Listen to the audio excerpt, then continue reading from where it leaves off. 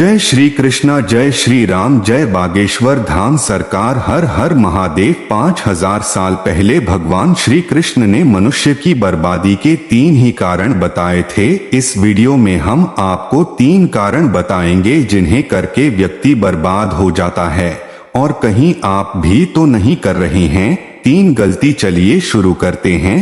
प्राचीन काल में एक नगर के पास में एक जंगल में सन्यासी रहते थे। संसार के तमाम आकर्षण से दूर होकर उसने कई वर्षों की तपस्या से अपनी शक्तियों को जागरूक किया था। वह लोगों की हर समस्याओं का समाधान करता था। धीरे धीरे वह मशहूर होने लगे और यह बात राजा को पता चली। राजा ने सन्यासी से मिलने का फैसला किया और वह सन्यासी से मिले, और राजा सन्यासी के बातों से बहुत प्रभावित हुए और उन्हें अपने राज्य में चलने तथा महल में रहने का आग्रह किया। सन्यासी मान गए और राजा के साथ उनके महल में रहने लगे। कुछ साल तक सन्यासी वही रहे। एक दिन राजा और रानी को पड़ोस के राज्य में जाना पड़ गया। उन्होंने एक नौकर को सन्यासी के भोजन आदि की जिम्मेदारी देकर निकल गए। एक दिन नौकर बीमार पड़ गया और आया ही नहीं। सन्यासी को खाना खिलाने वाला कोई नहीं। वह इंतजार करता रहा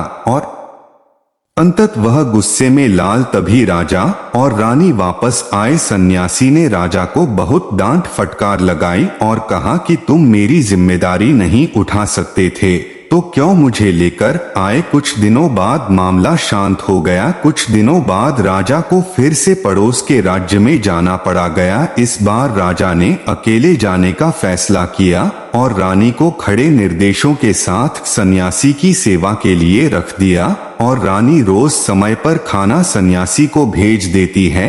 एक दिन रानी खाना भेजना भूल गई और वह नहाने चली गई। सन्यासी को खाना नहीं मिला। सन्यासी ने काफी इंतजार करने के बाद महल में जाने का फैसला किया। सन्यासी महल में गया और उसकी नजर रानी पर पड़ी। रानी की सुंदरता सन्यासी के मन में घर भर गई। रानी के अद्भुत रूप को देखकर सन्यासी उसे भूला नहीं पा रहा। उसने खाना पीना छोड़ दिया और ऐसे ही पड़ रहा कुछ दिन तक। राजा कुछ दिनों बाद वापस लौटे। सन्यासी से मिलने गए और राजा ने कहा, क्या बात है, आप बहुत कमजोर हो गए हैं, मुझसे क्या और कोई भूल हो गई है।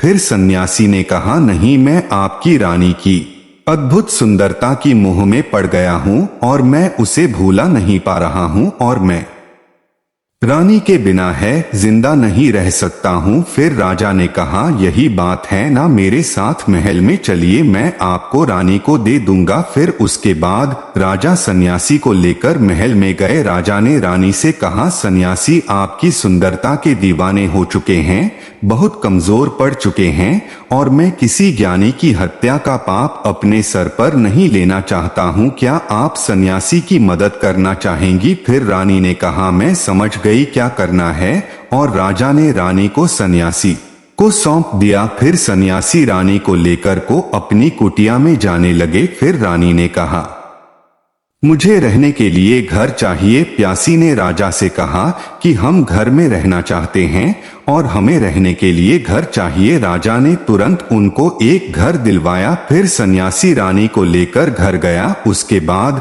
रानी ने कहा, यह घर तो बहुत गंदा है, इसे साफ करवाइए। फिर उसके बाद सन्यासी ने राजा से कहकर घर को साफ करवाया। राजा के हुक्म से घर को साफ करवा दिया गया। फिर नहा धोकर रानी बिस्तर पर बैठ गई और सन्यासी भी रानी के पास आ गया। रानी ने कहा, क्या आप जानते नहीं क्या आप कौन थे और आप क्या बन गए हैं।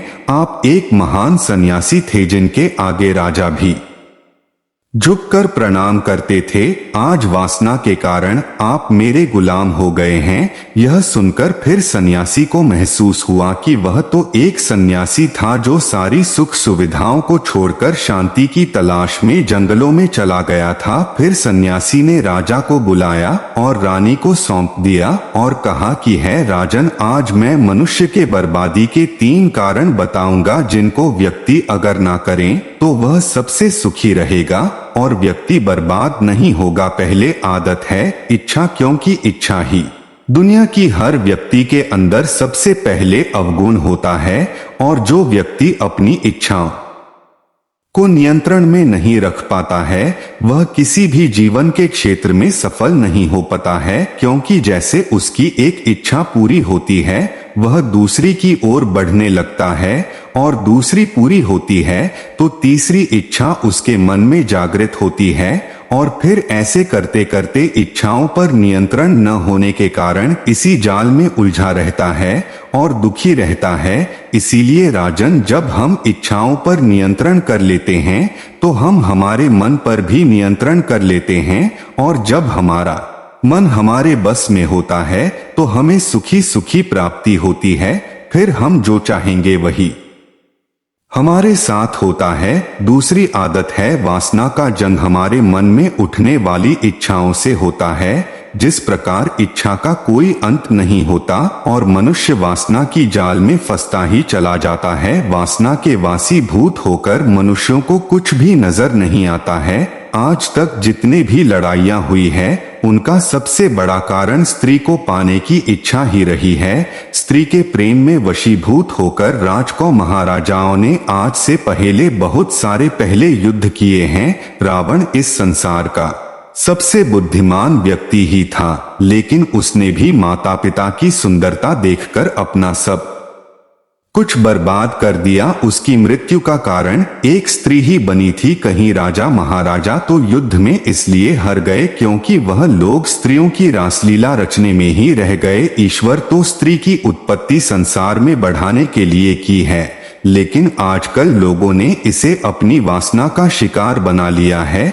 अपनी मनोरंजन का साधन समझने लगे हैं और उन्हें अपना यह मनोरंजन नहीं मिलता तो वो पागल हो जाते हैं और न जाने क्या क्या कर डालते हैं। इसीलिए ही राजन, जितना हो सके उतना ही वासना से दूर रहना चाहिए। तीसरी आदत है क्रोध, क्योंकि जब मनुष्य की वासना की पूर्ति नहीं होती है तो उसके अंदर क्रोध उत्पन्न हो जाता है और जब व्यक्ति को क्रोध आता है उसको उसे पर नियंत्रण नहीं होता है। फिर वह क्रोध में आकर कई गलत निर्णय ले लेता है और फिर क्रोध में आकर भला बुरा कह देता है, गाली गलौज देता है और जब उनका क्रोध शांत होता है फिर उन्हें अपनी गलती का एहसास हो जाता है, लेकिन तब तक सब कुछ बर्बाद हो चुका होता है। मनुष्य के क्रोध के कारण कई बने बनाए काम बिगड़ जाते हैं। जब मनुष्य के अंदर क्रोध उत्पन्न होता है फिर वह अंदर से बहुत कमजोर हो जाता है और एक कमजोर मनुष्य फिर कुछ भी नहीं कर सकता है और उसे कभी भी सफलता हासिल नहीं हो सकती। क्रोध हमारे भीतर तनाव को उत्पन्न करता है और एक बार हम जो तनाव में चले गए फिर हमारा पूरा जीवन बर्बाद हो जाता है। जय श्री कृष्णा, जय बागेश्वर धाम सरकार, जय श्री राम। आज के लिए इतना ही, मिलते हैं अगले वीडियो में। धन्यवाद।